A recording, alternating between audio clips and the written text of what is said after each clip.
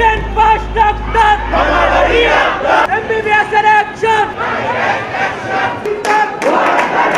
তো আমরা যে দাবিগুলো নিয়ে এসেছি আমি একটু এগুলোর ব্যাখ্যা দিয়ে যাই, কারণ যারা সাধারণ জনগণ রয়েছে আমাদের যে দাবিগুলো এটার মূল ব্যাখ্যা তাদের জানা খুবই প্রয়োজন। এজন্য আমি মনে করি যে আমাদের একটা সুস্পষ্ট ব্যাখ্যা আপনাদের সবারই প্রয়োজন। তো প্রথম আমাদের যে দাবিটা ছিল, এমবিবিএস বিডিএস ব্যতীত কেউ ডাক্তার লিখতে পারবে না। উক্ত আইনের বিরুদ্ধে করা বিএমডিসি এর বিরুদ্ধে আদালতে চলমান এই সংক্রান্ত আইন ও জনস্বাস্থ্য বিরোধী সকল রিট আগামী 12ই মার্চের মধ্যে নিষ্পত্তি করতে হবে।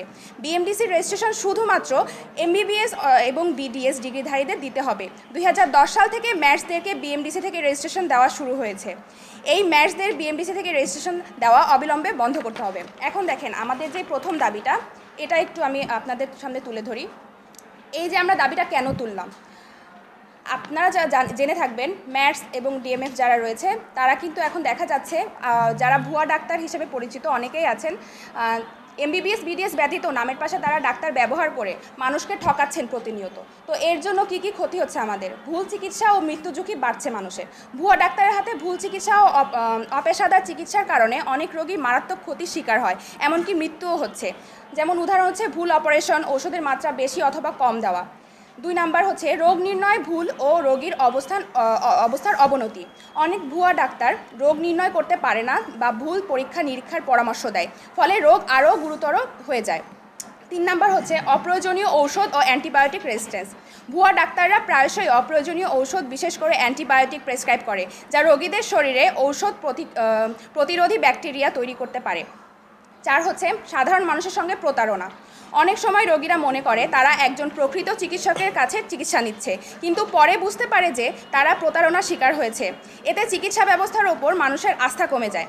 5 স্বাস্থ্য খাতে বিশৃঙ্খলা ও অনিরাপত্তা। ভুয়া ডাক্তারদের কারণে প্রকৃত চিকিৎসকদের মর্যাদা ক্ষুণ্ণ হয় এবং পুরো স্বাস্থ্য ব্যবস্থায় বিশৃঙ্খলা তৈরি হয়। 6 গর্ভবতী নারী ও শিশুদের জন্য ভয়ঙ্কর ঝুঁকি। ভুয়া ডাক্তারদের হাতে ডেলিভারি বা নবজাতকের চিকিৎসা করালে শিশু ও মায়ের জীবন মারাত্মক ঝুঁকিতে পড়তে পারে। এবং 7 হচ্ছে অর্থনৈতিক অনেক ক্ষতির সম্মুখীন হন রোগীরা। এখন দেখেন আমাদের 2 নাম্বার দাবিটা ছিল উন্নত বিশ্বের চিকিৎসা ব্যবস্থার সাথে সামঞ্জস্যপূর্ণ ওটিসি ড্রাগ লিস্ট আপডেট করতে হবে। এমবিবিএস ও বিডিএস ছাড়া অন্য কেউ ওটিসি লিস্ট এর বাইরে ড্রাগ প্রেসক্রাইব করতে পারবে না। রেজিস্টার্ড চিকিৎসকের প্রেসক্রিপশন ছাড়া ফার্মেসিগুলো ওটিসি লিস্টের বাইরে কোনো ওষুধ বিক্রি করতে পারবে না। তো আপনারা হয়তো জিজ্ঞেস করতে পারেন অনেকে যে ওটিসি ড্রাগটা কি, অনেকেই জানে না জনসাধারণ যারা রয়েছে। তো আমি এটা একটু ব্যাখ্যা করি। ওটিসি এর পূর্ণ অর্থ হলো over the counter drug. OTC drug হলো এমন ওষুধ যা চিকিৎসকের প্রেসক্রিপশন ছাড়াই সাধারণ মানুষ সরাসরি ফার্মেসি থেকে কিনতে পারে এবং নিরাপদভাবে ব্যবহার করতে পারে। এগুলো সাধারণত কম ঝুঁকিপূর্ণ, পার্শ্ব প্রতিক্রিয়া কম এবং স্বল্প মাত্রার ওষুধ হয়ে থাকে। ওটিসি ড্রাগ ব্যবহারের কিছু সতর্কতা রয়েছে, দেখেন এগুলো আমি একটু বলি। অতিরিক্ত মাত্রায় ব্যবহার করা যাবে না। প্রসবকালীন ও গর্ভাবস্থায় চিকিৎসকদের পরামর্শ ছাড়া ব্যবহার করা উচিত নয়। অ্যান্টিবায়োটিক বা স্টেরয়েড কখনোই ওটিসি ড্রাগ হিসেবে ব্যবহার করা উচিত নয়। যে কোনো ঔষধ ব্যবহারের আগে ওষুধের লেভেল ভালোভাবে পড়তে হবে। ওটিসি ড্রাগ সাধারণত নিরাপদ, তবে ভুল ব্যবহার বিপজ্জনক হতে পারে। বাংলাদেশের ঔষধ ব্যবস্থাপনাকে উন্নত দেশের মতো আপডেট করা জরুরি, যাতে শুধুমাত্র স্বীকৃত ও কম ঝুঁকিপূর্ণ ঔষধই ওটিসি হিসেবে বিক্রি করা হয় এবং এমবিবিএস অথবা বিডিএস ছাড়া কেউ প্রেসক্রিপশন ঔষধ ব্যবহার করতে না পারে। কেন ওটিসি ড্রাগ লিস্ট আপডেট করা জরুরি? অপ্রয়োজনীয় ওষুধের ব্যবহারের ঝুঁকি কমানোর জন্য। দেখেন বাংলাদেশের অনেক মানুষ ছোটোখাটো অসুখে নিজেই ওষুধ কিনে নেয় বা ফার্মেসির পরামর্শ ওষুধ সেবন করে, ফলে ভুল ওষুধ খাওয়া বা ওষুধের প্রতিক্রিয়া অ্যাডভার্স ড্রাগ রিয়াকশন হওয়ার ঝুঁকি বাড়ে। দ্বিতীয়ত হচ্ছে অ্যান্টিবায়োটিক রেজিস্ট্যান্স প্রতিরোধ। বাংলাদেশের অ্যান্টিবায়োটিক ও স্টেরয়েড অনিয়ন্ত্রিতভাবে বিক্রি হচ্ছে, যা দীর্ঘমেয়াদে মানুষের রোগ প্রতিরোধ ক্ষমতা নষ্ট করে দেয় এবং অ্যান্টিবায়োটিক প্রতিরোধী ব্যাকটেরিয়া তৈরি করে। তৃতীয়ত হচ্ছে ভুয়া ডাক্তার ও ফার্মেসি চিকিৎসা বন্ধ করা। এমবিবিএস ও বিডিএস ডিগ্রির বাইরে কেউ যেন প্রেসক্রিপশন ওষুধ দিতে না পারে তা নিশ্চিত করা দরকার।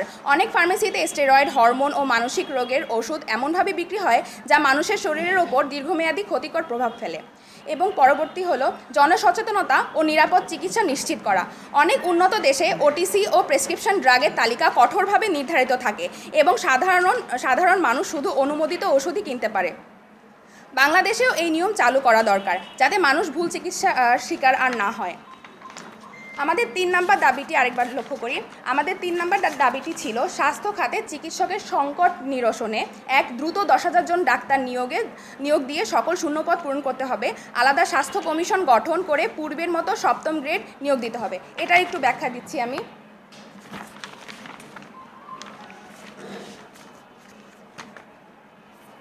দ্রুত 10,000 জন ডাক্তার নিয়োগ দিয়ে সকল শূন্যপদ পূরণ করা। শূন্যপদের বাস্তবতা। দেশের সরকারি হাসপাতাল ও স্বাস্থ্যখাতগুলোতে প্রচুর শূন্যপদ রয়েছে। এতে গ্রামগঞ্জের রোগীরা যথাযথ সেবা থেকে বঞ্চিত হচ্ছে।